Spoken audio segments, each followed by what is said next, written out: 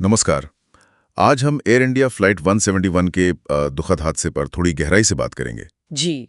हमारे पास कुछ शुरुआती रिपोर्ट्स और लेख हैं इस घटना पर, और कोशिश रहेगी कि इनमें से जो मुख्य बातें हैं उन्हें समझें।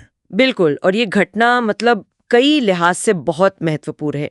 एक तो ये कि बोइंग 787 ड्रीमलाइनर जो 2011 से उड़ रहा है, हाँ। उसके लिए पहली घातक दुर्घटना है। अच्छा। और भारत के लिए भी देखा जाए तो पिछले करीब 30 सालों की ये सबसे गंभीर हवाई आपदा है। ओहो, तो हुआ क्या था असल में? तारीख थी 12 जून 2025। जी। एयर इंडिया की लंदन जा रही फ्लाइट AI 171, विमान था Boeing 787-8, tail number VT ANB। Ahmedabad के सरदार वल्लभ भाई पटेल एयरपोर्ट से इसने उड़ान भरी। हाँ। लेकिन टेक ऑफ के तुरंत बाद, मतलब मुश्किल से 600-650 फीट की ऊंचाई पर, बहुत कम ऊंचाई पर। हाँ बहुत ही कम ऊंचाई पर, विमान ने अचानक ऊंचाई खोनी शुरू कर दी। और फिर पायलट ने मिडे कॉल भी जारी की, जो एक इमरजेंसी सिग्नल होता है। राइट। और उसके तुरंत बाद विमान एयरपोर्ट के पास ही एक हॉस्टल बिल्डिंग से जा टकराया। बहुत ही भयानक हादसा। जाहिर है। और इसमें जानमाल का नुकसान वो तो बहुत ज्यादा हुआ है। हाँ, बहुत ज्यादा। विमान में 230 यात्री थे और 12 क्रू मेंबर, कुल 242 लोग। 242। और उनमें से 241 की मृत्यु हो गई। ओह माय गॉड, मतलब सिर्फ एक व्यक्ति बचा। और इतना ही नहीं, जमीन पर भी जहां विमान गिरा, हाँ हॉस्टल बिल्डिंग थी वो तो, हाँ वहां भी कम से कम 38-39 लोगों की मौत की पुष्टि हुई है और दर्जनों घायल हैं। ये तो बहुत ही भीषण है। बहुत। गुजरात के अधिकारी वो DNA के जरिए पहचान कर रहे हैं। 200 से ज्यादा शवों की पहचान हो चुकी है और 180 से ज्यादा परिवारों को सौंपे भी जा चुके हैं। ये प्रक्रिया कितनी मुश्किल होती होगी परिवारों के लिए? बहुत ज्यादा। लेकिन इस पूरी त्रासदी में आपने कहा एक व्यक्ति बचा। हाँ, एक अविश्वसनीय चमत्कारिक बात है ये। कौन थे वो? ब्रिटिश नागरिक हैं विश्वास कुमार रमेश।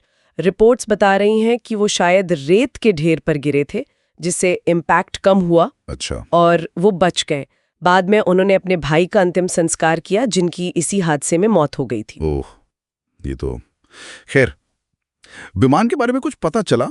VT ANB, इसका कोई पुराना इशू था? नहीं, रिकॉर्ड्स के हिसाब से तो ऐसा कुछ बड़ा प्रॉब्लम नहीं दिखता, बल्कि उसका जो दाहिना इंजन था वो तो मार्च 2025 में ही नया लगाया गया था। अच्छा, हाल ही में? हाँ, और बाया इंजन 2023 में सर्विस हुआ था। हाँ। तो तकनीकी तौर पर विमान अप टू डेट लग रहा था। और जो क्रू थे, पायलट और फर्स्ट ऑफिसर, वो भी अनुभवी थे। कैप्टन सुमित सभरवाल और फर्स्ट ऑफिसर क्लाइव कुंडर, दोनों का सेफ्टी रिकॉर्ड अच्छा बताया जा रहा है, काफी अनुभव था। बल्कि एक दुखद बात यह भी सामने आई कि कैप्टन सभरवाल शायद रिटायरमेंट प्लान कर रहे थे पारिवारिक जिम्मेदारियों के लिए। ओह, तो फिर सवाल उठता है कि अगर विमान ठीक था, क्रू अनुभवी था, तो फिर हुआ क्या? जांच कहां तक पहुंची है? जांच अभी शुरुआती स्टेज पर ही है, लेकिन एक अच्छी खबर यह है कि विमान के दोनों ब्लैक बॉक्स, हाँ CVR और FDR, हाँ कॉकपिट वॉइस रिकॉर्डर और फ्लाइट डेटा रिकॉर्डर, वो दोनों मिल गए हैं। अच्छा, कहाँ से मिले? मतलब डेब्रिस से? जी, दुर्घटना स्थल से ही मिले हैं। वहां तापमान बहुत ज्यादा था क्रैश के बाद, लेकिन उम्मीद यही है कि डेटा सुरक्षित होगा। इसका विश्लेषण कौन करेगा? मतलब सिर्फ भारतीय एजेंसी या? नहीं, ये एक जॉइंट एफर्ट होगा। भारत की AIB तो लीड करेगी, एयर एक्सीडेंट इन्वेस्टिगेशन ब्यूरो, लेकिन साथ में अमेरिका की NTSB, ब्रिटेन के जांचकर्ता, और जाहिर है बोइंग और GE जो इंजन निर्माता है, वो सब शामिल होंगे। तो इसमें तो समय लगेगा फिर? हाँ, इसमें कई हफ्ते लग सकते हैं। और जो पहली रिपोर्ट आती है, जिसे प्रिलिमिनरी रिपोर्ट कहते हैं, उसमें करीब 3 महीने लगने की उम्मीद है। अच्छा, इस बीच एयर इंडिया या टाटा सन्स, उनकी तरफ से कोई बयान आया है? हाँ, चेयरमैन N चंद्रशेखरन का बयान आया है। उन्होंने कहा कि विमान का इतिहास साफ था। उन्होंने ये भी कहा कि पीड़ितों के परिवारों की लंबे समय तक मदद के लिए AI 171 ट्रस्ट बनाया गया है। ये अच्छी बात है। और उन्होंने इस बात पर जोर दिया कि इस हादसे से सबक लेकर सुरक्षा उपायों को और बेहतर बनाना होगा। और एहतियात के तौर पर कुछ किया है एयर इंडिया ने?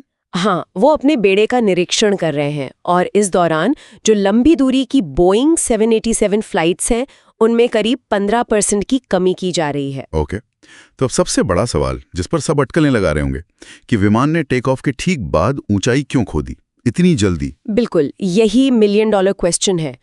जांच इसी पर फोकस करेगी। कई संभावनाएं हैं अभी। जैसे क्या थ्रस्ट की समस्या थी? मतलब इंजन पावर कम हो गई या शायद दोनों इंजनों में एक साथ कोई दिक्कत आ गई? क्या ऐसा हो सकता है? रेयर है पर संभव है।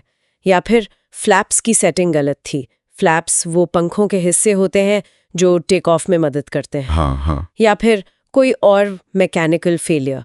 शुरुआती कुछ थ्योरीज फ्लैप्स की गलत कॉन्फ़िगरेशन और डबल इंजन प्रॉब्लम की तरफ इशारा कर रही हैं। एक और चीज जो देखी जा रही है वो ये कि कहीं लैंडिंग गियर का कोई हिस्सा नीचे तो नहीं रह गया था टेक ऑफ के बाद। अच्छा, उससे क्या फर्क पड़ता है? उससे विमान की एरोडायनामिक्स मतलब हवा में उसकी स्थिरता पर असर पड़ सकता है, ड्रैग बढ़ सकता है। ओके, तो मतलब कई सारी पॉसिबिलिटीज हैं अभी। जी हाँ, कई एंगल से जांच होगी। तो कुल मिलाकर देखें तो ये एक बहुत ही भयानक हादसा रहा, भारी जनहानि हुई, एक चमत्कारिक बचाव भी हुआ और जांच अभी बहुत शुरुआती दौर में है। कई अहम सवालों के जवाब मिलने बाकी हैं। बिल्कुल।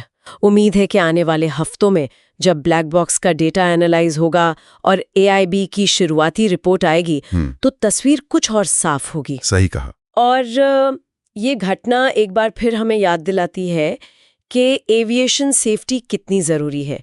मतलब टेक्नोलॉजी कितनी भी एडवांस हो जाए, हाँ, लगातार निगरानी, कड़े मानक और हर घटना से सीखने की जो प्रतिबद्धता है वही भविष्य में ऐसी त्रासदियों को रोकने के लिए अहम है। बिल्कुल। और शायद ये हमें इस पर भी सोचने को मजबूर करता है कि क्या हम टेक ऑफ जैसे क्रिटिकल फेज में अचानक आने वाली ऐसी गंभीर विफलताओं के लिए कितने तैयार हैं, खासकर इतने ऑटोमेशन के दौर में। ये एक बहुत वैलिड पॉइंट है। जांच के नतीजे सिर्फ इस दुर्घटना के कारण ही नहीं बताएंगे, बल्कि पूरे एविएशन इंडस्ट्री